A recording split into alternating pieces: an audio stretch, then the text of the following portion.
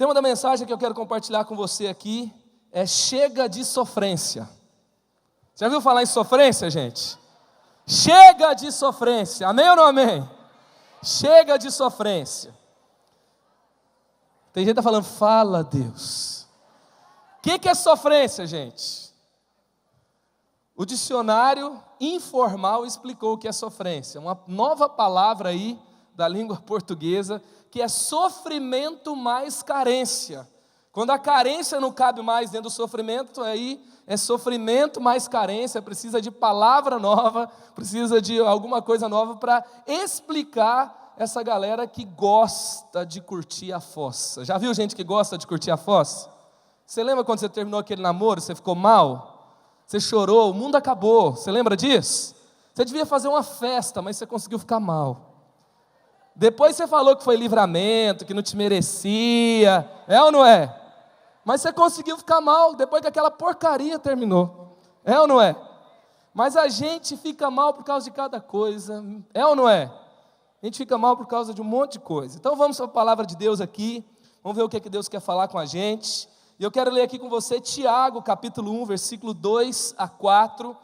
E olha o que a palavra de Deus diz sobre situações de fossa, situações de sofrimento, situações que muitas vezes viram sofrência.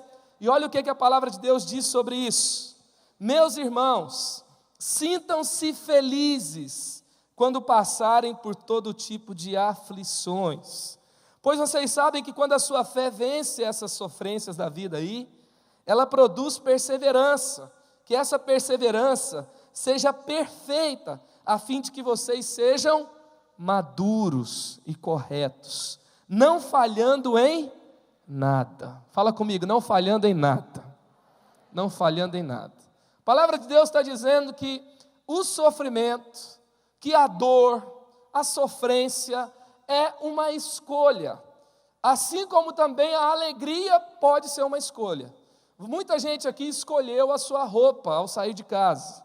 Tem gente que esqueceu do desodorante, mas a maioria aqui, eu espero que não tenha esquecido, tá?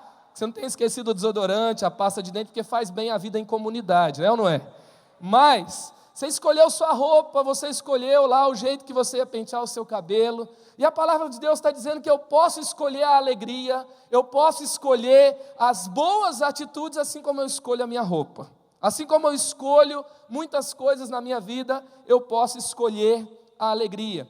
Também a palavra de Deus nos mostra aqui o que o John Stott traduz. Olha o que ele fala: dolorosa tesoura de podar está em mãos seguras. Ou seja, Deus só vai cortar o que tem que ser cortado da sua vida. Ele não vai cortar o que tem que permanecer. Amém? O que tem que sair, Ele tem o maior prazer de tirar. Mesmo que doa. Por quê? Porque entre o seu conforto e o seu crescimento, o que você acha que Deus vai escolher? Seu crescimento. Ele não quer que você fique estagnado, Ele não quer que você viva uma vida abaixo do que aquilo que Ele tem para você. Então Deus vai sempre escolher o seu sofrimento. E a gente teve aí, há um mês atrás, o Brasil só se falou nisso, a morte de um cantor, que quando saiu a notícia, muitos não conheciam, mas que, na verdade, até um jornal colocou, o cantor desconhecido exceto por milhões. Tem um vídeo do cara que tem 34 milhões de visualizações no YouTube. Cantor Cristiano Araújo. Uma tragédia, o cara morreu com pouca idade, no auge do sucesso, um cara que tinha um carisma muito grande entre a juventude. E quem duvida disso, porque eu não sei, eu acho que o povo escuta essas músicas escondido, sabe? Em algum lugar. Porque quando saiu a notícia a gente não sabia, mas é o cara mais ouvido na Rádio UOL, até a Fátima Bernardes, né, ela acertou, falou, morreu gente, o Cristiano Ronaldo, né, só que era o Cristiano Araújo, ela já matou o Cristiano Ronaldo antes da hora, porque acho que ela quer que o Neymar seja primeiro do mundo logo, então tem que ver se mata o Neymar e o Cristiano Ronaldo e o Messi para ele ficar em primeiro. Mas aí, então quando saiu essa notícia, nos lembrou essa discussão sobre por que a sofrência é tão aí em primeiro lugar, e o Cristiano Araújo aí também tem uma música chamada Sofrência. Por que é o primeiro lugar no Brasil? Olha só o que esse cara falou, Fábio Vitor da Folha Ilustrada. Somos o país do amor rasgado, do sentimento à flor da pele. Aqui, quanto mais sofrido o amor, ou melhor, a impossibilidade do amor, maior a chance de uma música ou artista estourar. O fenômeno Pablo do Arrocha. Fenômeno Pablo do Arrocha. Anda aí para confirmar.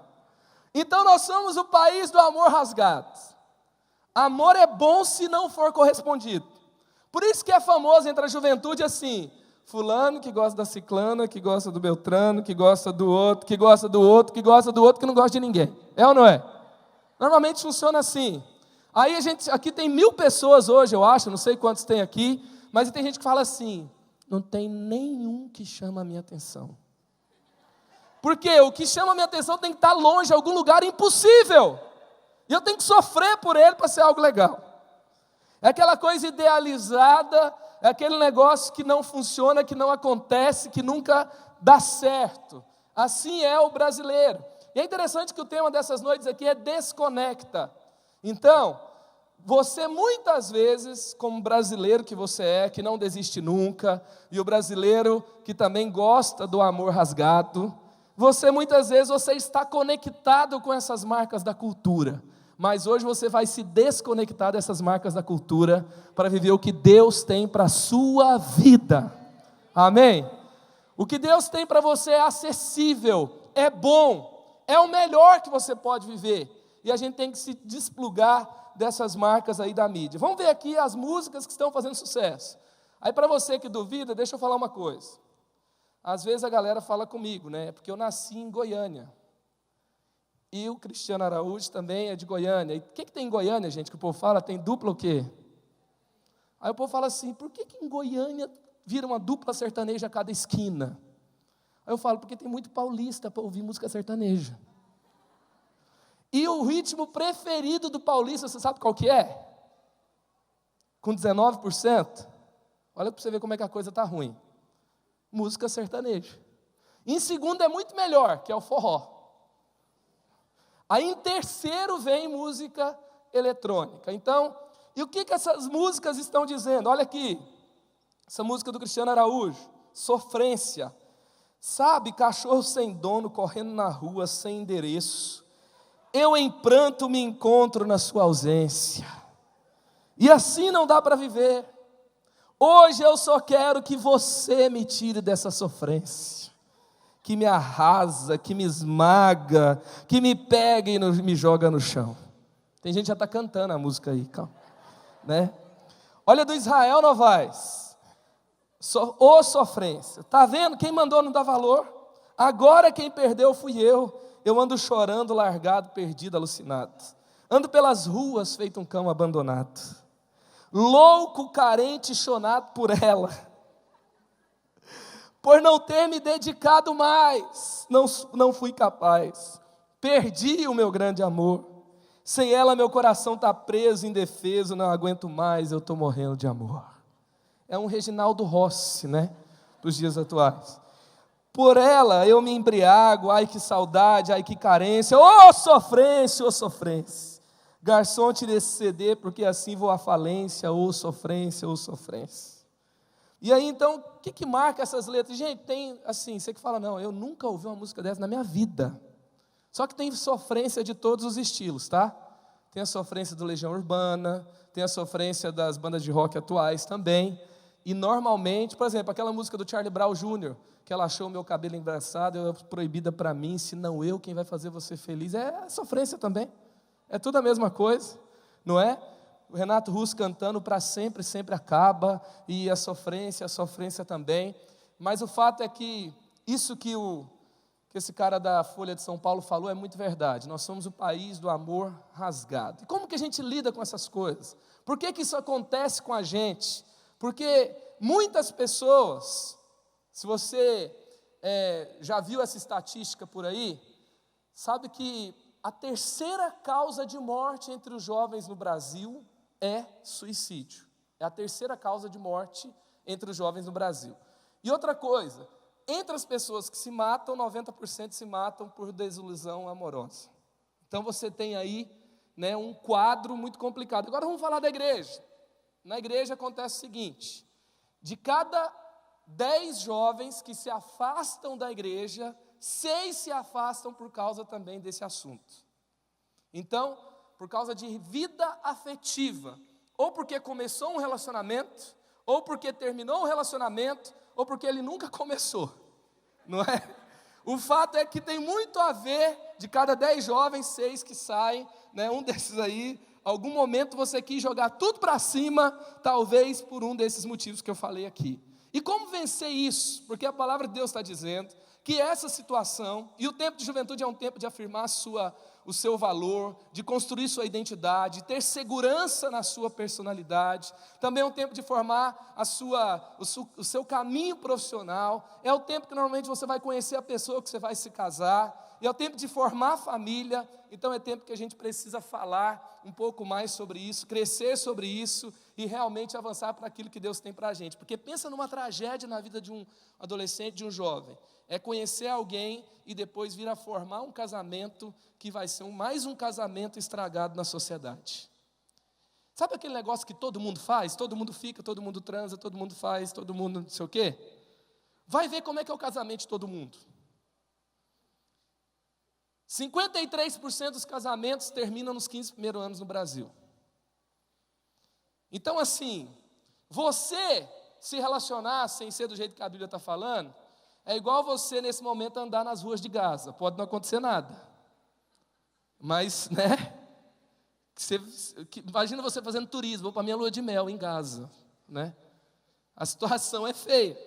Então nós podemos escolher o melhor. E você tem condições para isso. Você foi criado para ter essas condições. Eu queria passar aqui com você, texto de Marcos 4, 35, 41. Uma situação em que Jesus está com os discípulos. A situação é de perturbação, é de aflição. E eu quero comparar essa situação aqui também com as tempestades que acontecem no seu coração, nesse tempo que você gosta de alguém, alguém não gosta de você, você começa um relacionamento, você não começa um relacionamento, você fica sozinho e você passa por situações que podem te levar a sofrer. Então vamos lá, Marcos 4, 35 a 41. Versículo 35 em diante, está aí no telão, você pode acompanhar comigo. Naquele dia de tardinha, Jesus disse aos discípulos: vamos para o outro lado do lago. Então eles deixaram o povo ali, subiram no barco em que Jesus estava e foram com ele. E outros barcos o acompanharam. De repente começou a soprar um vento muito forte, e as ondas se arrebentavam com tanta força em cima do barco, que ele já estava ficando cheio de água. Jesus estava dormindo na parte de trás do barco, com a cabeça na almofada. Então os discípulos o acordaram e disseram: mestre, nós vamos morrer, o senhor não se importa com isso? Então ele se levantou, falou duro com o vento e disse ao lago: silêncio, fique quieto. O vento parou e tudo ficou calmo. Ele perguntou: por que é que vocês são assim tão medrosos? Vocês ainda não têm fé?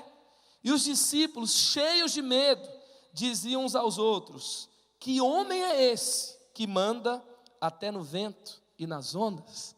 Esse homem, ele manda no vento e nas ondas do seu coração. Ele manda no que acontece dentro de você. Os discípulos estavam passando por uma grande tempestade.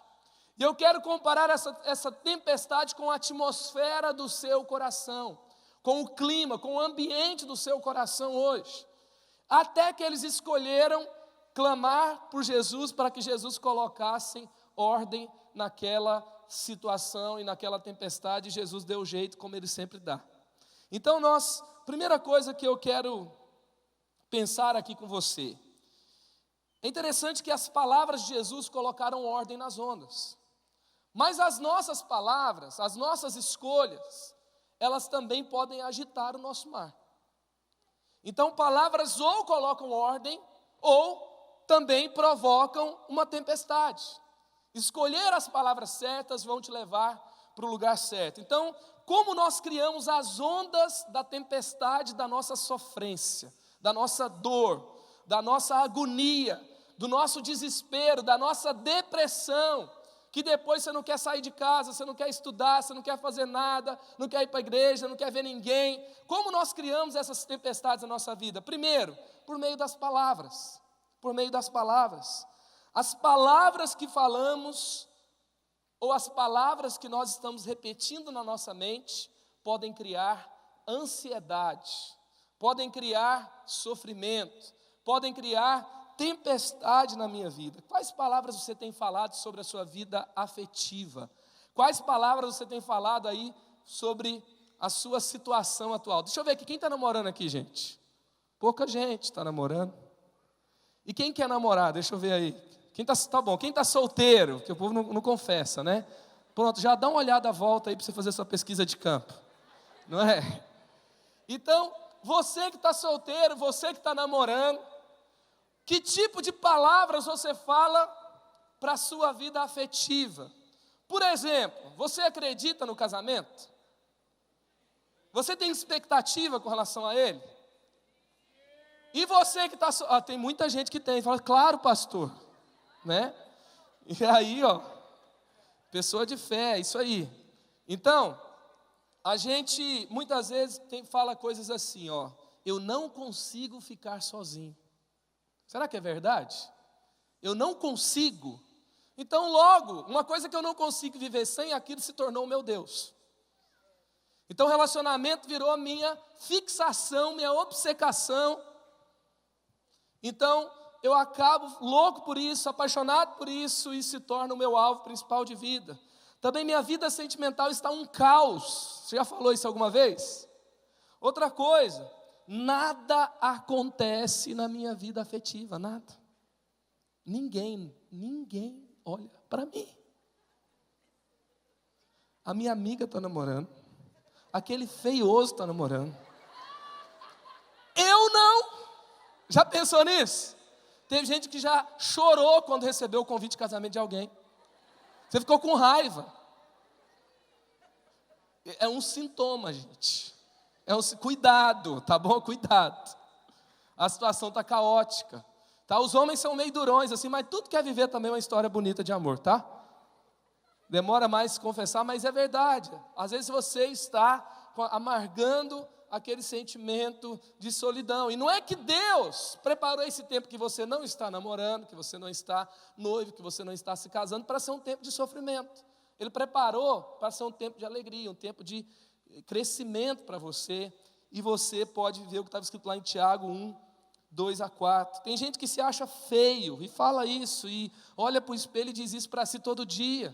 Eu conheço uma menina linda de 14 anos de idade, que nada ainda devia estar acontecendo nessa área na vida dela, e ela se corta constantemente, e ela odeia que isso está acontecendo com ela, ela se acha feia, aos 14 anos de idade, uma menina linda que vai ficar mais bonita ainda. Então, essas são situações que muitas vezes você declara sobre você. Às vezes você tem aquela frase que você repete o tempo todo: o homem não presta. Você já sabe de cor, né, essa aí. Homem não presta. Talvez você cresceu ouvindo sua mãe, sua tia, sua avó falando isso. E hoje você está falando, homem não presta. Você está soprando vento na sua tempestade. Tá? Então quando você fala que homem não presta, então Davi não prestava, Moisés não prestava, né? Paulo não prestava. Os homens que são referência de Deus para a sua vida nesse lugar também não. O que você está dizendo? Às vezes você quer um homem pronto, não é? Já vi assim aqueles carinhas assim que... Sabe aquele cara que coloca aquela meia de jogador de futebol assim, ó? Coloca uma bermuda xadrez com uma camiseta vermelha. Espero que não tenha ninguém vestido assim hoje aqui. E vai para o shopping sábado à tarde. Aí o cara... E fala cuspindo ainda. Aí você fala, não tem condições, nada vai acontecer. O cara aparece namorando. Daqui a pouco ele começa a andar melhorzinho. Daqui a pouco você fala, por que eu não vi antes? Né? Porque o meião te assustou, entendeu? Mas e às vezes isso acontece também em outras áreas, e você está bloqueado com palavras que te bloquearam, que fizeram você fechar o seu coração. Então, você tem que prestar atenção nas palavras que você fala. Tem gente que já chegou a dizer assim também, mulher não presta, e teve gente que já chegou a dizer eu nunca vou ser feliz nessa área da minha vida. Já determinou. Então, queima ele em nome de Jesus. Olha só, sabe o que você tem que fazer? Você tem que começar a liberar as palavras que Jesus libera para você. Não só nessa área, mas em todas. Porque muitas vezes, você se torna mais perto de viver o melhor de Deus para a sua vida nessa área, quando você começa a fluir em todas. Quando você está mais perto de Deus, quando você é apaixonado por Jesus, quando você está cheio da palavra de Deus. Tem gente que é cheio do Espírito Santo, tem gente que é chato, né? Porque ou você é cheio do Espírito Santo ou você é cheio de religiosidade. E você tem que escolher ser cheio do Espírito Santo. E alguém cheio do Espírito Santo sempre será alguém atraente. É verdade, gente. Então você tem que fazer as melhores escolhas para não criar suas tempestades. Muitas vezes Deus permite as nossas tempestades, porque são tempestades que nós mesmos criamos. Então vamos lá. Outra forma de criar as nossas tempestades, as nossas escolhas. As nossas escolhas. Somos nós que decidimos. Assim, viver um milagre de Deus é bom demais. Mas melhor do que viver um milagre de Deus é não precisar de um milagre. É ou não é? Pensa, por exemplo, um câncer curado é algo sobrenatural, um milagre de Deus, e Deus cura. Mas melhor do que ser curado de câncer é não ter câncer. Certo? Então, muitas vezes, nós escolhemos criar um câncer na nossa vida afetiva. E Deus pode fazer o milagre. Agora eu posso escolher ter uma vida saudável em todas as minhas áreas de vida. E como que eu posso ter escolhas que criam tempestades também? Por exemplo, começar a namorar e sair da igreja. São escolhas. E quando você conheceu a pessoa? E você chega e fala, olha, eu tenho certeza, Deus me falou, o anjo desceu, eu sonhei. Tem todas as provas. Qual que é a prova? Eu estava olhando para ela, pastor, na hora do louvor. Falei, Deus, se for de Deus, o Senhor vai me dar um sinal. E ela pegou e assim, ó, olhou para mim bem na hora. É um sinal, pastor. É um sinal. Deus falou. Você tem quanto tempo você conhece a pessoa? Já faz 3 dias já.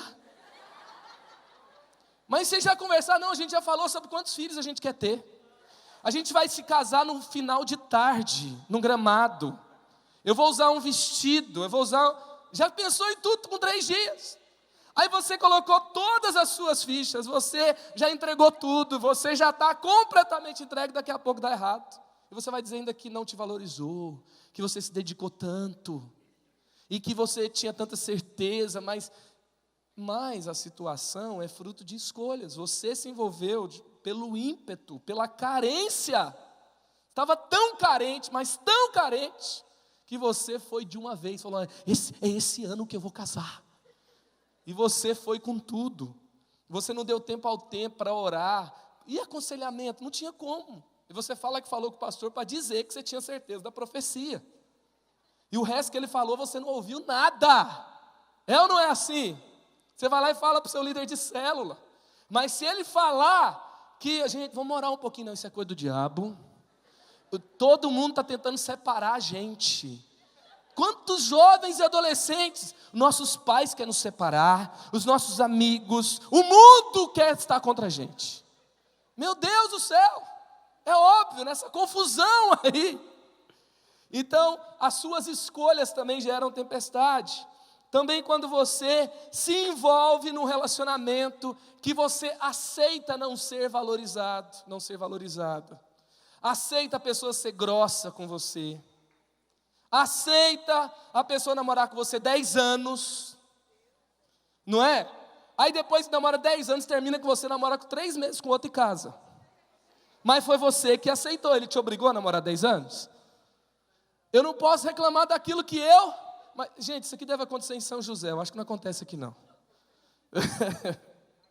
Então, a gente muitas vezes aceita essas coisas. Você se envolve, entrega o seu corpo, vive junto, e depois quer as maiores bênçãos de Deus para o relacionamento. E aí? Gente, o povo está namorando de um jeito hoje, que eu vi esses dias uma reportagem, eu fui conferir para ver se era verdade, mas a reportagem é o seguinte, que existe um contrato registrado em cartório hoje em dia para namorar. É verdade. É um contrato, sabe para quê? É um contrato firmado em cartório para provar que não vai virar uma forma de se resguardar, para não virar uma união estável. Então as pessoas se envolvem e eles se protegem da união estável, fazendo um contrato em cartório, você vai lá e escreve tal, lá, e custa R$380. Está mais caro namorar do que casar no cartório.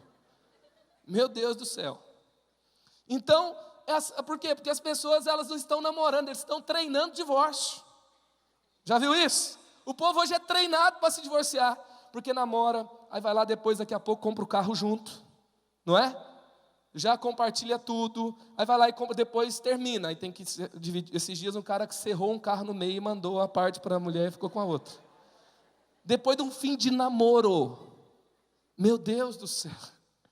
Então assim, a forma que a gente se envolve, na verdade é aquilo que a gente vai colher na nossa vida.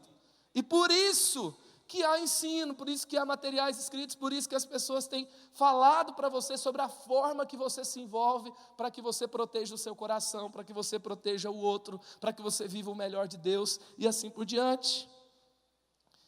Então você também não tem nenhuma atitude para mudar o seu quadro do nada acontece na minha vida afetiva. Por exemplo, você reclama que nada acontece, mas naquele dia, aquele sábado, você está deitado na cama de pijama, 4 horas da tarde, fedido. Será que você vai casar com um entregador de pizza, que vai entregar pizza lá na sua casa? Então eu preciso também fazer alguma coisa nesse quadro de nada acontece. Também frequentar lugares de gente vazia, de gente que não tem compromisso com Deus. E aí depois eu vou me envolver com que tipo de gente? Com aquele tipo de gente daqueles lugares que eu me envolvo. Por isso que hoje está todo mundo aqui no lugar certo. Por isso que hoje você escolheu, na verdade, o lugar certo. Outra coisa, como eu crio as tempestades na minha vida? Como que eu gero esse mar tempestuoso no meu coração? Por meio das vozes que eu ouço. E essas vozes muitas vezes são as vozes da mídia, são as vozes dos meus amigos, são as vozes que lideram a forma que as pessoas tomam as suas escolhas. Deixa eu te perguntar uma coisa. Você sai aqui hoje, nessa cidade, você vai ver vários outdoors. Lembre-se agora, espero que você não esteja com fome, dos outdoors de comida. Lembre-se das propagandas de comida. O hambúrguer, a pizza e aquele queijo, né? Ai, Jesus.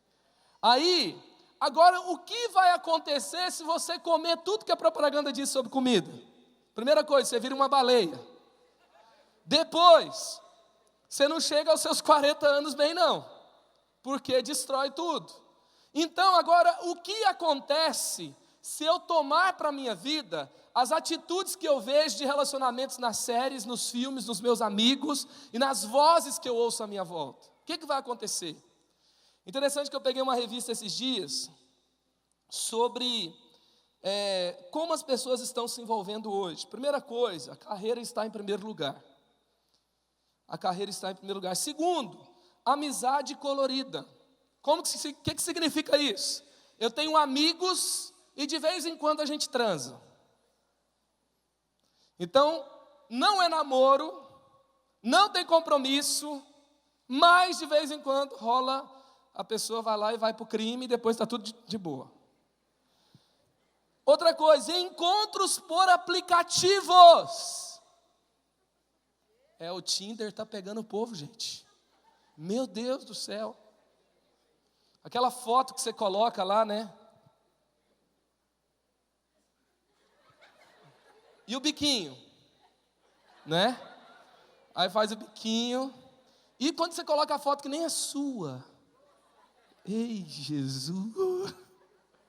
Gente, esses dias eu estou acompanhando uma pessoa, já falei, acontece na minha igreja, não acontece aqui, mas uma pessoa que chegou na igreja arrebentada. A situação, ela ficou 1 ano conversando com a pessoa dos sonhos, que não estava na igreja, que não estava na escola, porque ninguém servia, estava no aplicativo, do aplicativo para o WhatsApp.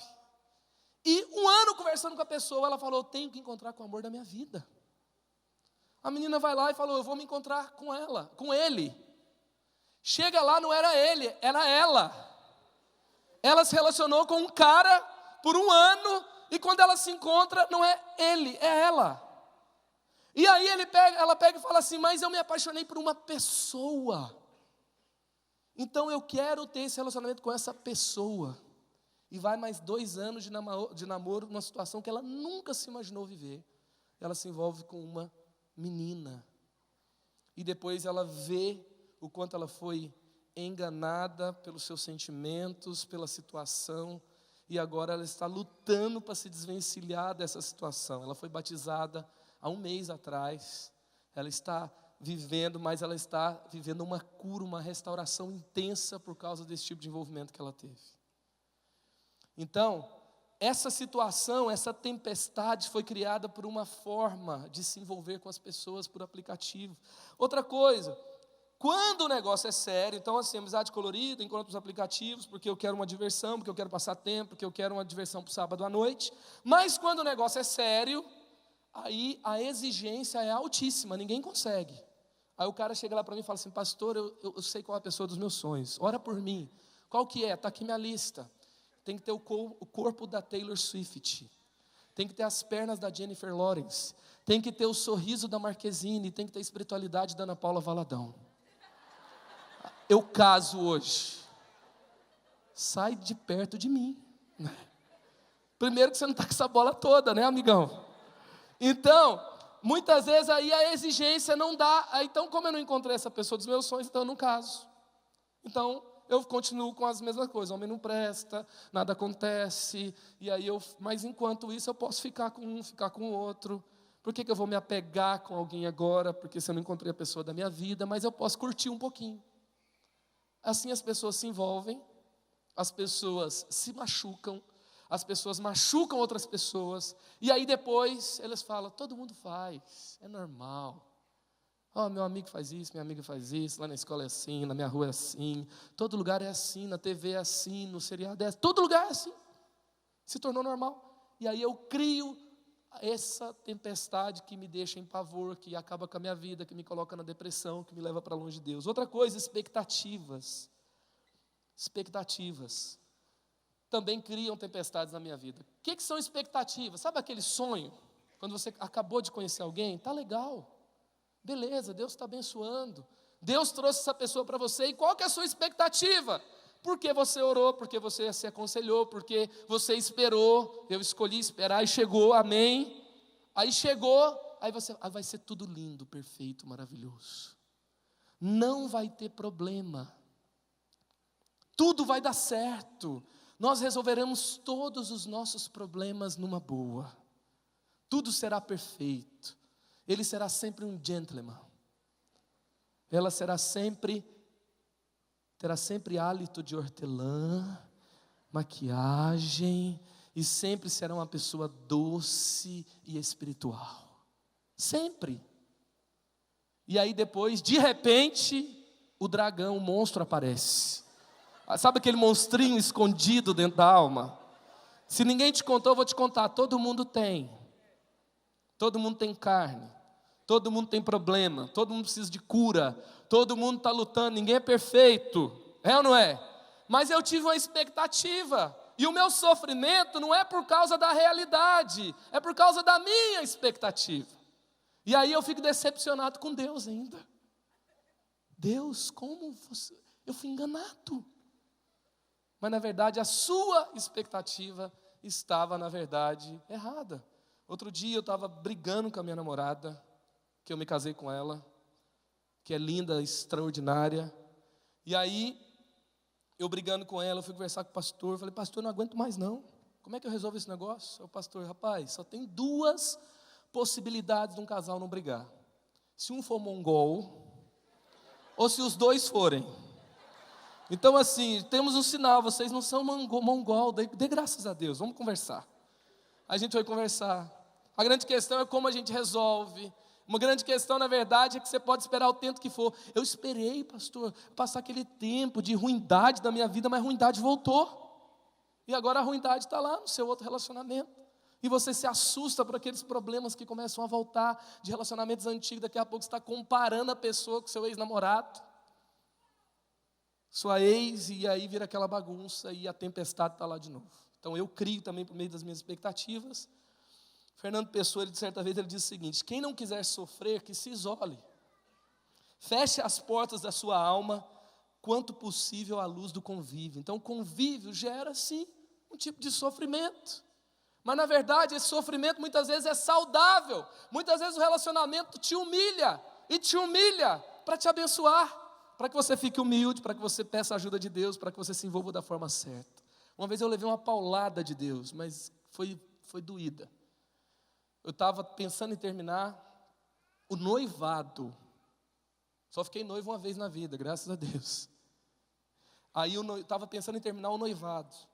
E aí eu estava lendo um cara chamado Michael Ells, e ele disse o seguinte, que relacionamentos não causam problema. Eles simplesmente revelam os problemas que a gente tem. E aí então, eu percebi que na verdade o que eu tinha que consertar eram coisas do meu coração. E não era fugir, terminar mais uma vez, recomeçar tudo de novo, que ia resolver o meu problema. E por último, a vergonha. A vergonha. Quando na verdade eu estou andando meio como morto-vivo, meio The Walking Dead, já viu?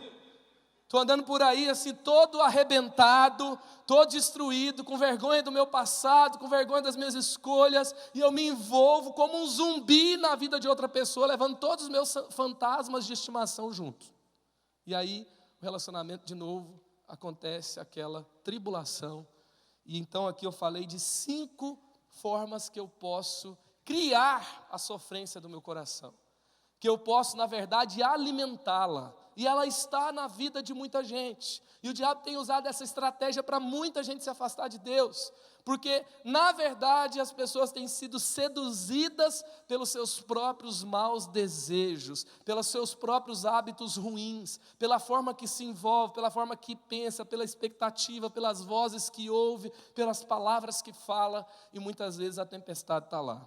Agora, graças a Deus, Jesus dá um basta na nossa sofrência. Não importa se você já tem errado de mais ou de menos. Não importa se você nunca namorou com ninguém ou já namorou com 15 pessoas. Hoje, você pode recomeçar e começar a caminhar direito. Você pode começar a viver seu tempo novo, amém? Eu espero que você não tenha namorado com 15, mas Deus ainda pode resolver. Quantos podem dizer amém? Como eu posso vencer a sofrência? Quantos querem dar um chega na sofrência aqui hoje, gente? Então deixa ela aí. Não, eu não tenho sofrência, pastor. Tá bom, eu acredito.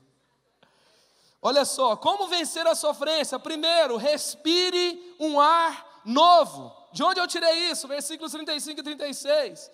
Naquele dia, de tardinha, olha que beleza. Passeio romântico com Jesus. Naquele dia, você estava esperando Ele te buscar no fim da tarde, você passear no parque. Olha só, naquele dia de tardinha, Jesus disse aos discípulos: vamos para o outro lado do lago. Então eles deixaram o povo ali, subiram no barco que Jesus estava e foram com Ele, e outros barcos o acompanhavam. Então Jesus falou assim: vamos para o outro lado. Eles estavam cansados na situação que eles estavam. A multidão os apertava de todos os lados e pedia, cobrava coisas que tinham que ser feitas. E ali então Jesus ele tem uma decisão. Vamos entrar no barco, vamos sair daqui e vamos para o outro lado. Vamos respirar um ar diferente, vamos fazer coisas diferentes. Vamos dar um basta nessa situação e vamos viver coisas novas. Então deixa eu te falar uma coisa. Se você quiser vencer a sofrência da sua vida, mesmo que seja de outras áreas da sua vida, tem gente que está com sofrência, não é porque perdeu a namorada, é porque perdeu o emprego, é porque está sozinho, é porque você ficou decepcionado, é porque alguém te rejeitou, porque você se sente traído, porque você sente que nada acontece na sua vida. E o que Jesus te convida para fazer? Vamos para o outro lado. Jesus está te convidando para tomar um ar novo hoje. E é tão interessante essa programação de julho, porque assim, está começando o segundo tempo do seu ano. Você já viu que tem time que ganha no segundo tempo? Já viu que tem time assim que o primeiro começa levando e depois no segundo dá uma virada?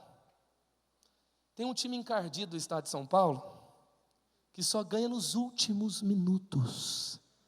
Você já ouviu falar nesse time de encardido, já? Tem um time encardido do estado de São Paulo que é assim. E o mais legal é que a torcida, até o final, até, você já está cantando aí, né? Até o último minuto eles não vão embora. Deixa eu te falar uma coisa. Está na hora de você permanecer, tomar o outro ar, porque no segundo semestre vem a virada. Vem a virada. O jogo vai mudar. Vai ter coisa nova. Então, naquele dia, Jesus chama os discípulos para o outro lado. Salmo 89, 9. Tu dominas o revolto mar. Quando se agitarem as suas ondas, tu as acalmas. Muitas vezes, para você dar uma acalmada no seu coração, você precisa encher a sua vida de coisas novas. Enche a sua vida da palavra de Deus. Sabe, você já pensou em evangelizar um amigo sem Jesus? Muitas vezes a gente está reclamando muito da vida porque a gente não tem saído para ajudar pessoas que precisam de Deus. Você tem que viver uma aventura diferente. No último carnaval, nos últimos carnavais, nos 9 anos anteriores, nós, ao invés de irmos para um acampamento, a gente foi tomar um ar novo com a juventude. A gente foi evangelizar no carnaval. Para começar, em 2 anos acabou o carnaval da nossa cidade. E depois que acabou, a gente começou a ir nas cidades vizinhas. Acabou nas cidades vizinhas também. E aí, um dia a gente entrou, tem uma cidade que ainda tem carnaval, São Luís do Paraitinga. E quando a gente entra naquela cidade, 100 mil pessoas na rua. E a gente entra todo ano, o clima muda. E aí uma vez a gente recebeu um recado. A organização criminosa do estado de São Paulo manda um recado para a gente. Vocês não são bem-vindos aqui. Sabe por quê? Eles falaram que quando a gente entra para falar de Jesus no carnaval, eles param de vender drogas. Imagina você correr um risco novo diante de Deus. Você viveu uma aventura nova. E aí a gente começa a ouvir o testemunho dos jovens. Tem uma menina que entrou tocando a bateria. A gente tem uma bateria de samba que entra para fazer o evangelismo no carnaval. E quando ela entra, ela fixa o olho numa pessoa. E ela está ali, a menina está bebendo, está cheia de amigo em volta, aquele negócio todo. E aí ela está com o olho o tempo todo nela. A menina para, começa a olhar para ela. Daqui a pouco, quando termina a música, ela vai lá e fala: olha, Deus me mandou aqui para falar para você que Ele te ama demais. Desde que eu entrei aqui eu percebi você, e eu trouxe essa palavra para você, e esse não é o seu lugar. Deus já falou para você. O que aconteceu? A menina tinha alugado uma casa para passar o carnaval inteiro. Ela pega a amiga dela e fala assim: olha, eu estou indo embora agora. Ela sai do meio do carnaval, ela vai para o culto de jovens nosso no outro sábado, ela aceita Jesus, ela é batizada. Hoje ela trabalha na escola da igreja. Aleluias!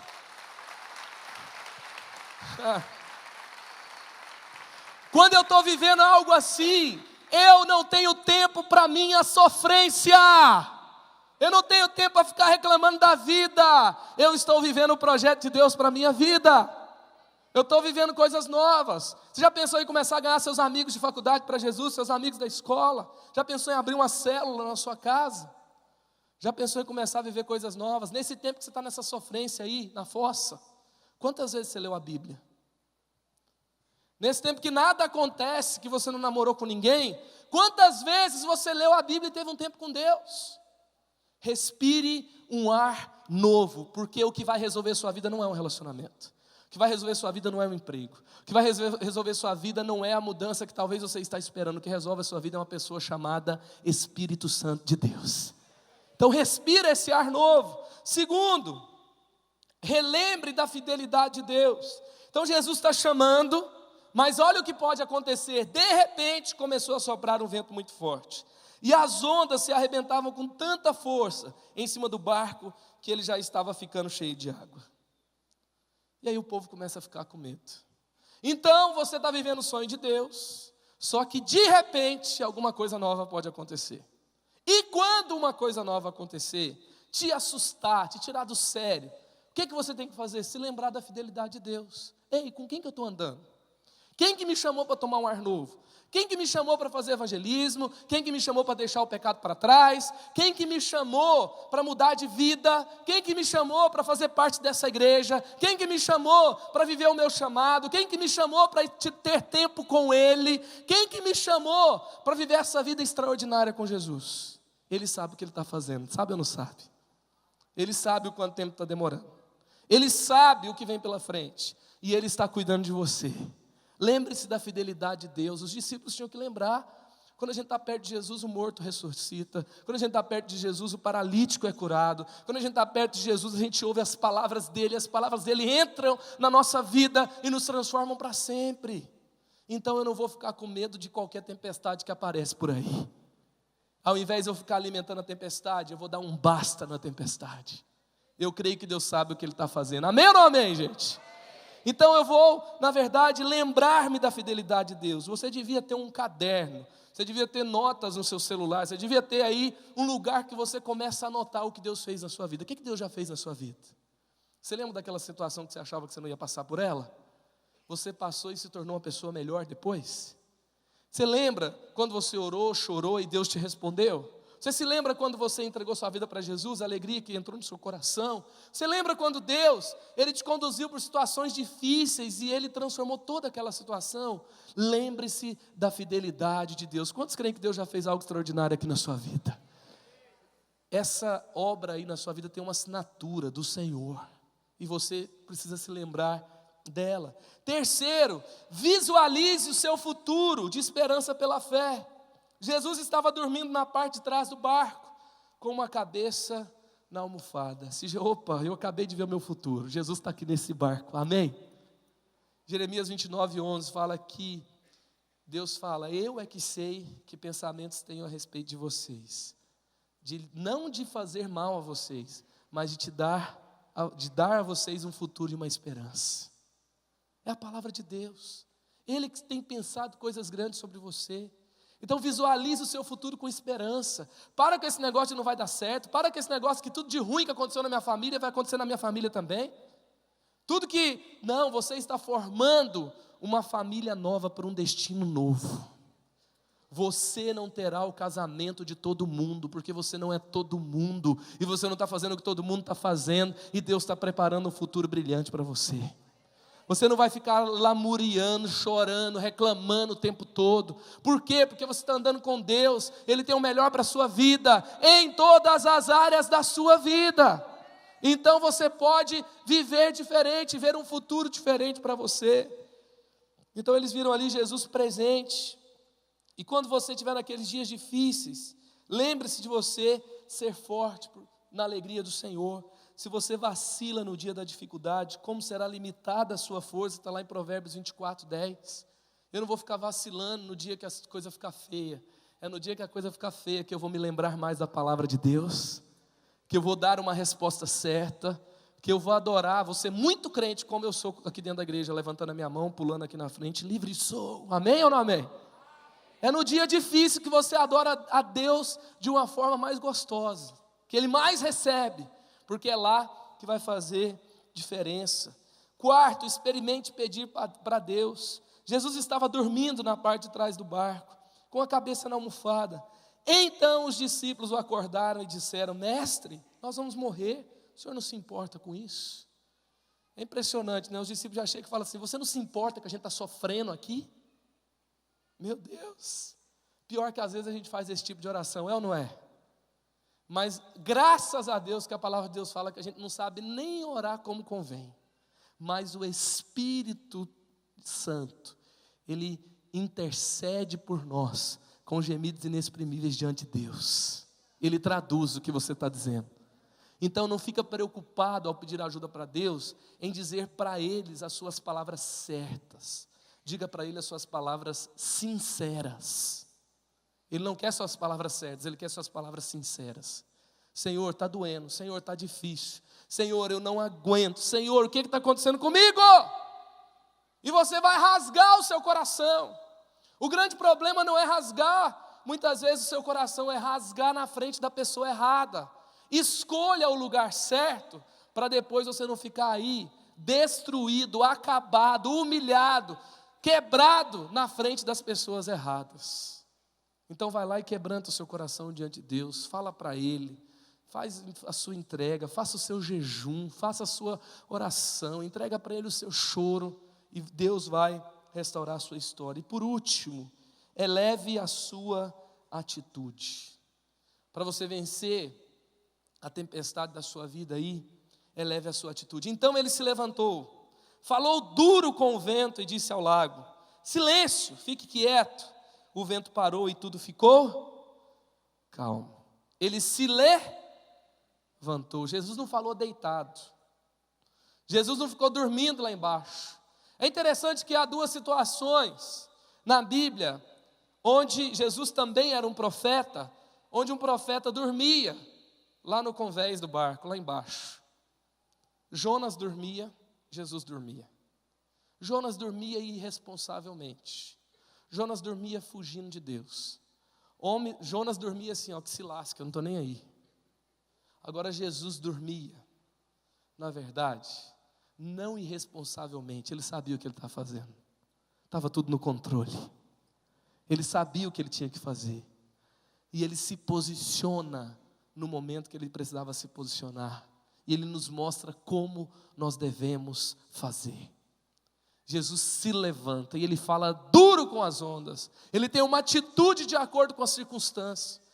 O que mais me irrita às vezes é quando assim a gente está numa situação limite e a gente tem uma atitude mesquinha, uma atitude depressiva, uma atitude de murmuração, de reclamação.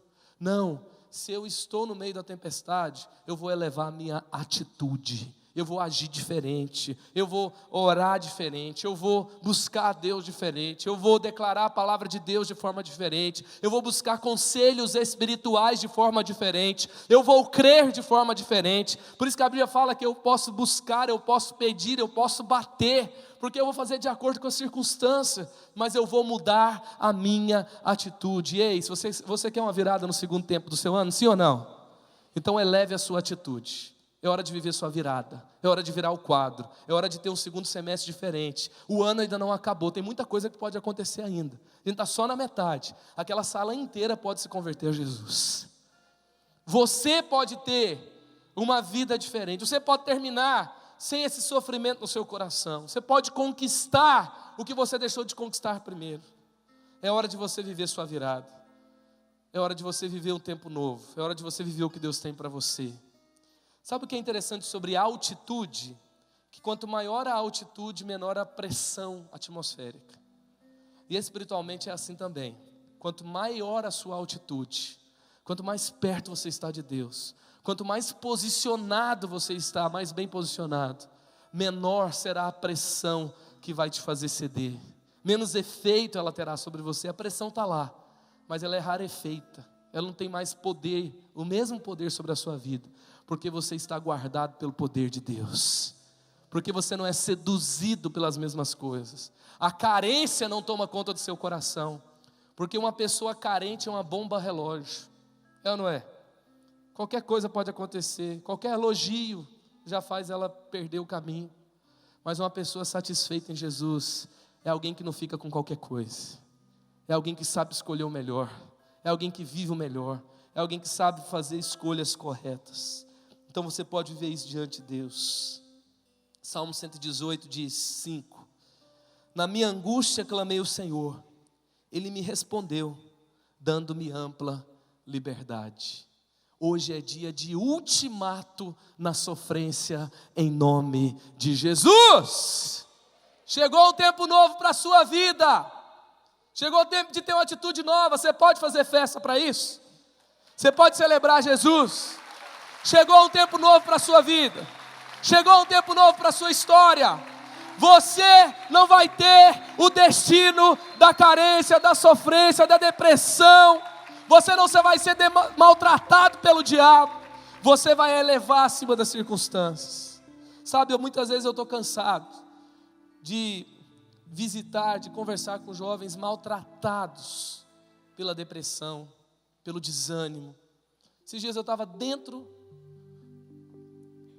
de um centro de saúde mental, uma pessoa internada, tentou se matar 3 vezes. Impressionante o que esses males têm feito na nossa juventude. Lá dentro, eu conheço uma outra pessoa, sabe, ela estava internada, sabe por quê? Viciada em Facebook. Verdade, eu não estou mentindo não. E tinha uma outra pessoa viciada em maquiagem. todo mundo internado lá. Aí o cara consegue conhecer uma menina, antes de sair de lá de dentro, ele sai namorando com a menina. E a sofrência nunca acaba. Mas você vai mudar a sua atitude. Não espere uma situação limite para que você mude a sua atitude. Eu vou repetir, hoje é dia de ultimato na sofrência da sua vida. Você vai escolher a alegria, você vai escolher a fé, você vai escolher a relevância, você vai escolher o chamado de Deus para a sua vida, você vai escolher prosseguir, você vai escolher o melhor de Deus para a sua vida.